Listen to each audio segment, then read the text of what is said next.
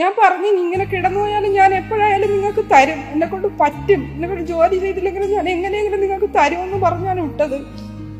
വീട് വെച്ചതിലും ഒരു 1.5 ലക്ഷം രൂപ കടമുണ്ട്. ആ പലിശക്കാരനും വാടകക്കാരനും, ആ പലിശക്കാരൊന്നും പറഞ്ഞില്ല, പക്ഷെ വാടകക്കാരൻ കൊണ്ട് വഴക്കൊക്കെ പറഞ്ഞു, എല്ലാ വാരി വലിച്ചെറിയുമെന്നൊക്കെ പറഞ്ഞു. നമ്മളെ അവസ്ഥയൊന്നും ആരും മനസ്സിലാക്കുന്നില്ല.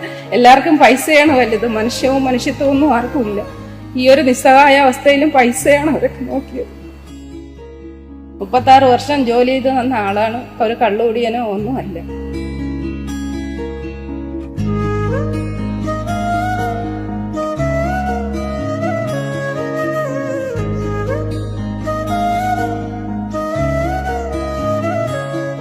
നമസ്കാരം.